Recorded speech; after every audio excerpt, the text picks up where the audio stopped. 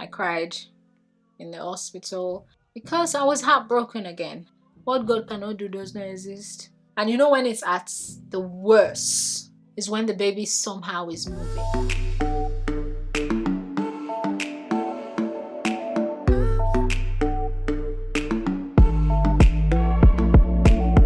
Hi guys, good afternoon. It is currently 3:07 p.m. for 24 weeks, and I just wanted to give you some updates. I'm not sure I did 23 weeks updates, or maybe I did. I can't remember. We've started with the nursery. I've ordered gosh. Wow.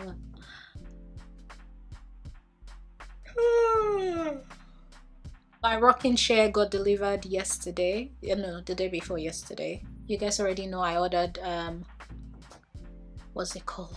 Snoo already. I want that to be delivered not far from when the baby arrives, because you have 1 month free trial. So just in case you don't find it useful, you can return it after 1 month.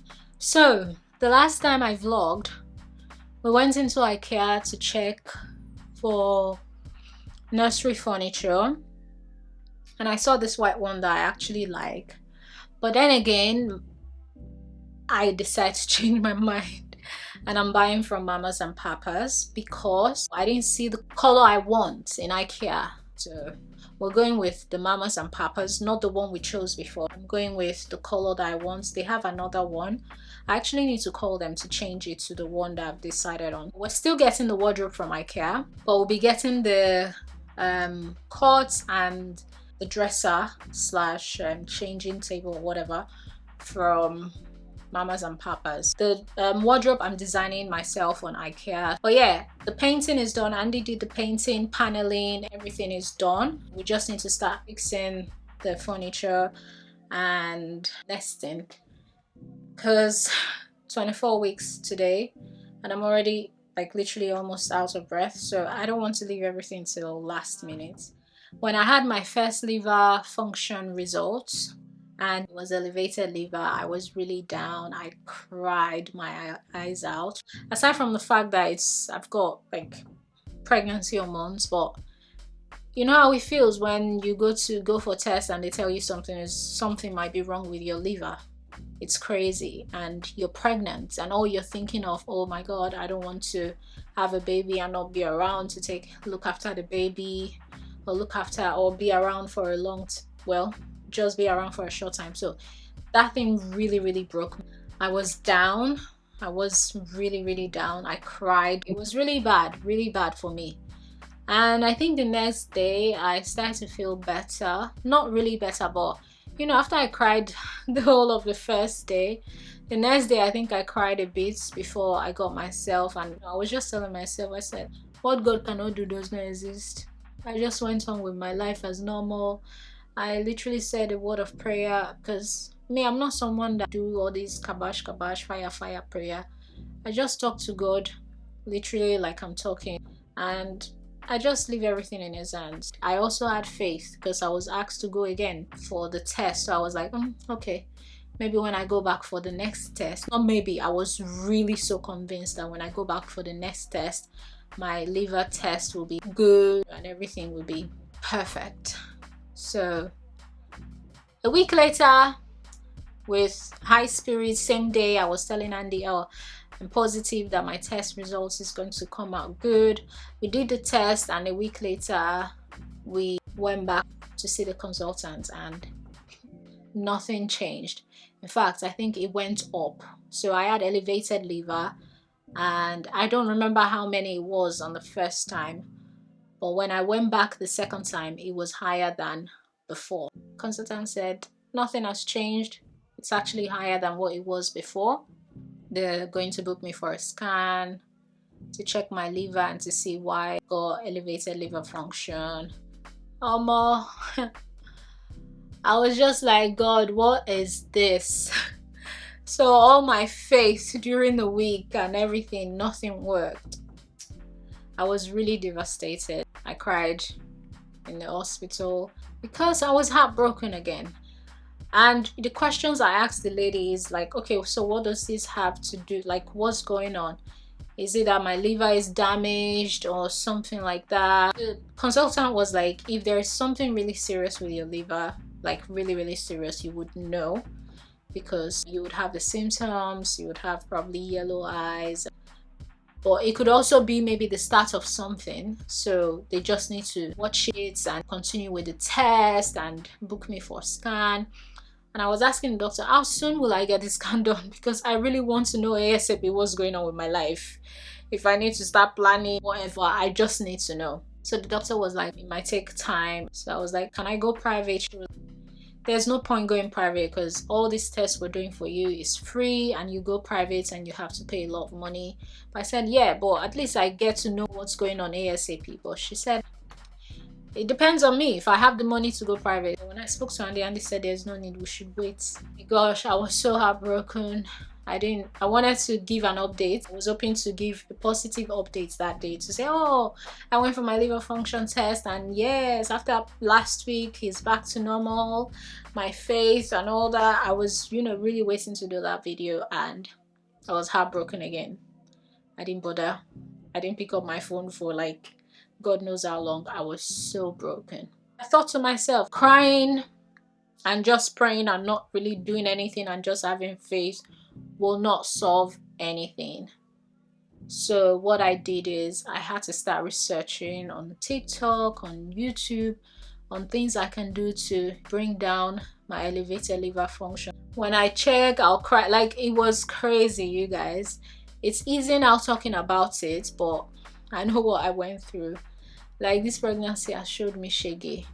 It's not been easy. Thank God I have my husband, because he's the only one that I actually have, the only person that has been there, literally. So I'm really grateful, really grateful. Anyway, I was checking Google and I was just like, yeah, I need to do something. I don't need to just sit down and expect my liver to just go back to normal. I mean, you need to do something.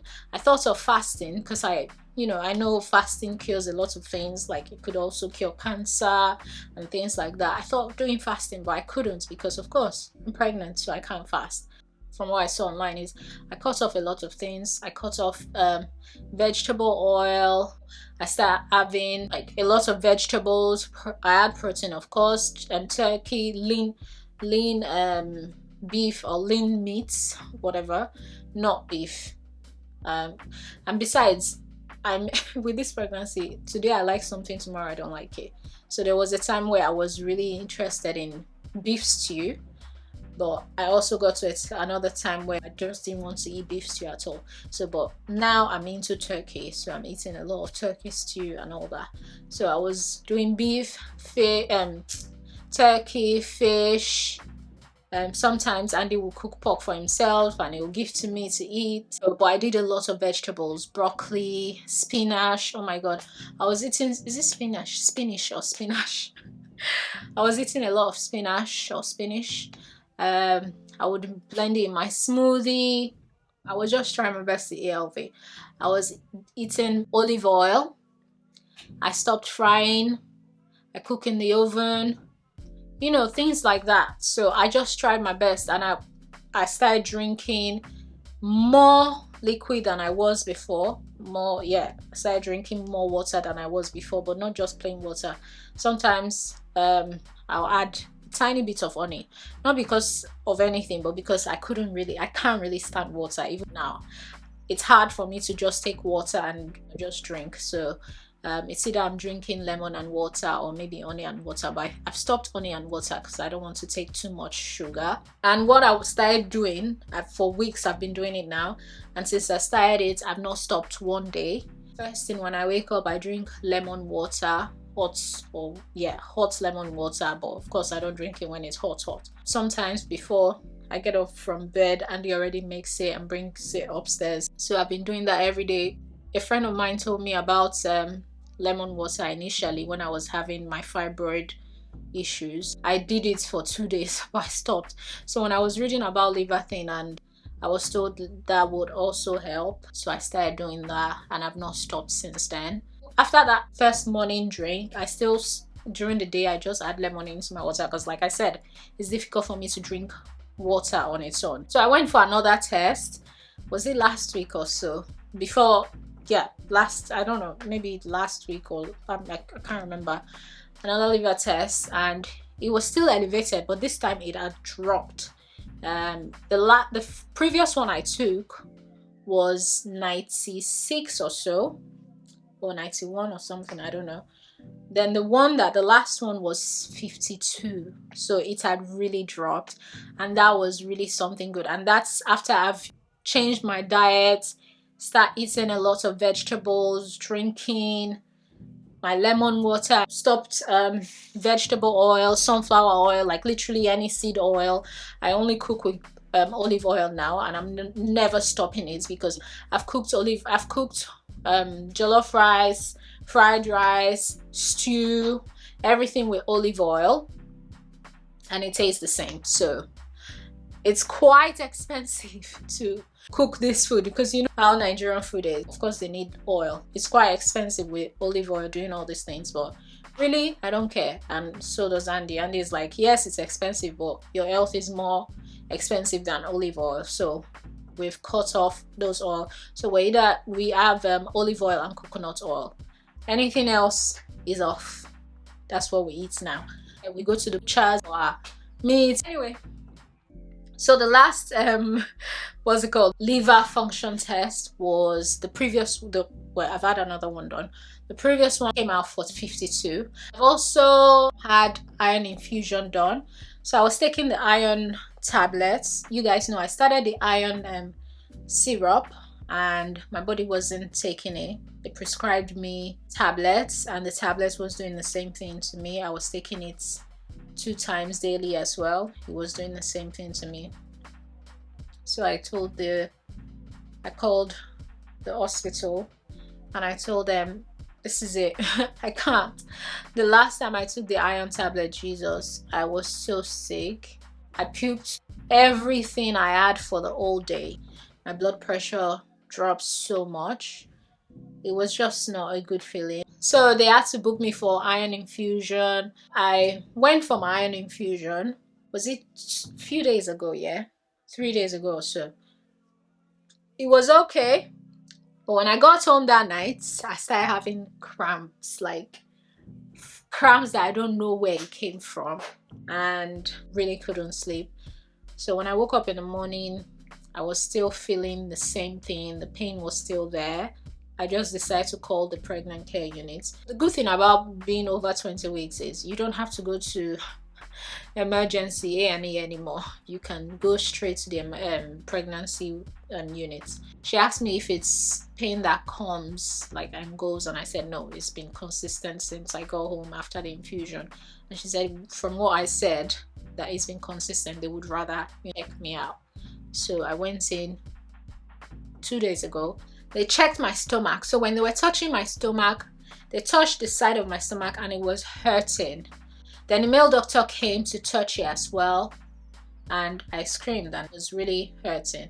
So he was like, he will need to keep me because he needs to book an urgent scan to know why I feel pain on that side of my stomach. He asked me if I've done my liver scan, and I said no, but I've done the liver test. So the day I went for my infusion, they took my blood to check my liver function again to see how it's doing. So I was supposed to have an appointment the next day in Gainsborough to tell me with a consultant to tell me what the result is about and all that. But because I got admitted, I couldn't go anyway. So I got admitted that day, couldn't leave. Andy was traveling the next day. I really wanted to go on that day because that's the only day that Andy could pick me up. I had to stay because my health was more important than coming home. I got admitted and I was getting paracetamol for my pain.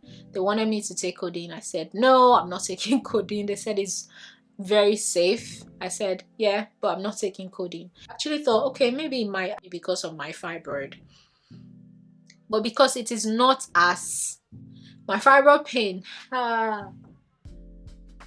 If I could go, I honestly feel like going through that pain with the fibroid, it's similar to labor pain, because that pain, I cannot sleep. Like that pain is is the toughest pain I've ever had in my entire life. The fibroid pain, it was crazy. So but this one is there, but this one was like a bad menstrual pain. Maybe not for some people, but because I don't have really bad menstrual pain, I just thought that's like, you know, similar to a bad menstrual pain. It was bad, but it wasn't as bad as the fibroid pain. I don't know if you get me. And he also said, yes, iron infusion can cause cramping, but it's not with the way I've said it. It's a cramping that should have stopped a few hours after, not that it's still continuing and it's still there. So they booked me for the scan. I slept in the hospital. The next day I went for the scan, and good, the scan came out nice, good. And I also did the liver scan, check my liver, check the side that was having pain when the doctor was touching, and she said she didn't see anything. I asked about the liver and she said, yeah, the liver is okay. She showed me the baby though. I saw the tongue. I wasn't even paying attention, but she saw it the first time. She said, see, that's the mouth. Maybe it's probably drinking getting something in the mouth or something. And she showed me again and I saw it, maybe drinking amniotic fluid or whatever they call it. And I also saw baby's hand. Baby kind of waved to me.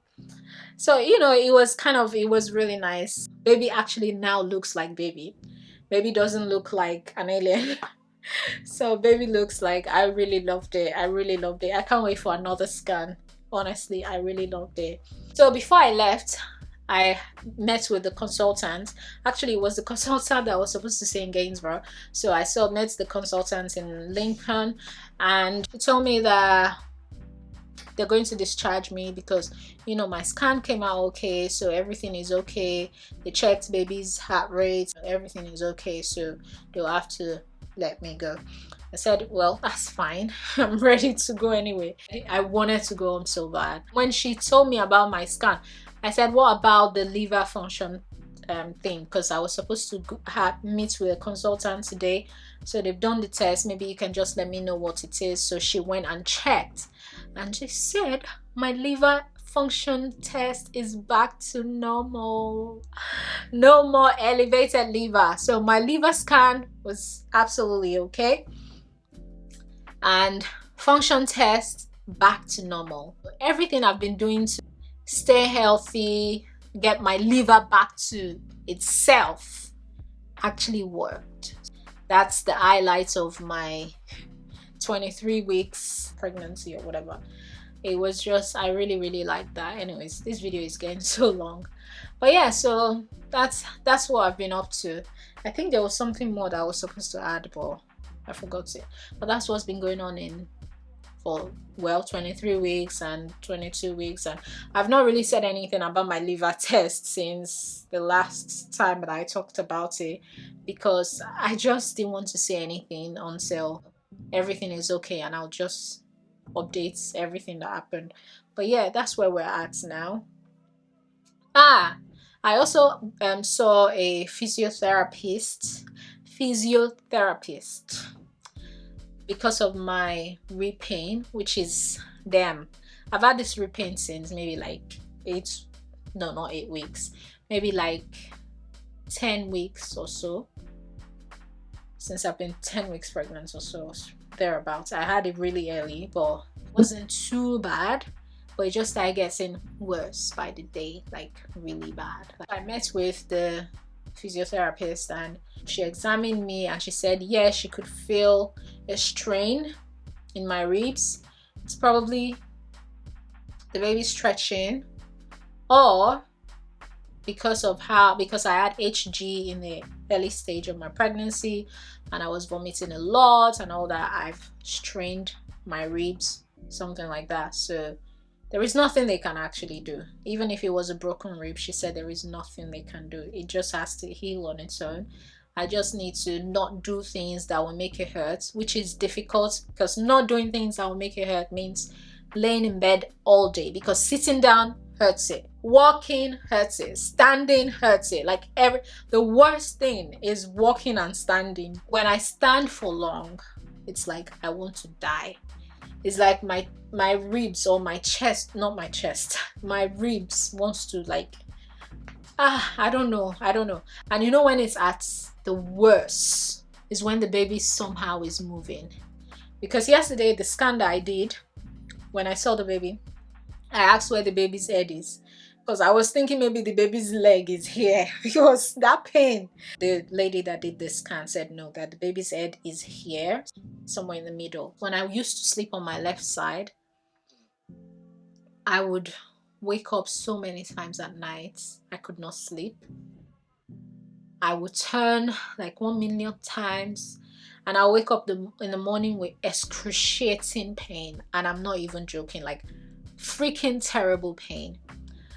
And you know, it's advisable to sleep on your left. So I didn't want to not stop sleeping on my left, even though I was in freaking terrible pain. Like, I didn't want to stop it. But I had to say, I cannot come and keep myself. I cannot sleep on my back. I cannot do this. I will just sleep on my right. So I've been sleeping every night on my right.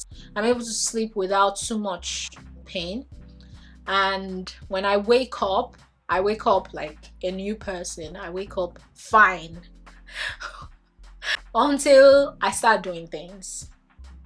Like maybe I walk, I go downstairs to make myself tea or drink, or to make breakfast, which I definitely don't do often. Like maybe in a week I make my own breakfast like once or twice. It's mainly my chef, and he's not here now. Somewhere in another country, but I can't wait for him to come back. Yesterday I did I really got some good steps in. That's because I was alone, because if Andy was here, baby, can you do this? Baby, please get me that. Baby, please. I don't use my feet. So yesterday I actually got things done by myself. I got my food done, I got this, you know. So yeah, but I can't wait for him to come home so he can get back to his duties. But yeah, I miss him so much. Anyways, I've been booked another appointment, I guess maybe to check my liver and to see if, you know, everything is going as normal and all that, in 4 weeks. So they want to see me in 4 weeks. God, I'm hoping that 4 weeks is the next time that I'll go to the hospital, because I've been going to the hospital like no man's business. I've gone to the hospital in this pregnancy for God knows how long. Definitely more than 20 times. Like, I've been frequenting the hospital like hell. The hospital is like my home, my second home, and I am tired. I don't want to anymore. Like, the week we don't go to the hospital, and they will be like, oh God, we didn't go to the hospital this week, that's good. You know, it's like a testimony. So I'm hoping that my next going to the hospital is either for my already booked antenatal or scan, not for just falling sick. Because today I feel all good, happy, okay, healthy, and I'm like, oh, I'm ready to start making videos for TikTok. I'm ready to do this. And the next day I am like a vegetable. Like, I cannot do nothing. It's either it's fibroid pain, it's either it's something. That's the update anyway. I've talked too much for someone that is finding it difficult to breathe. Anyways guys, thank you so much for watching. This video is quite long, but what to do. I've just given you guys like few weeks updates that I've not given. So yeah, manage it and watch it, okay? Thanks for watching guys. Love you. Bye.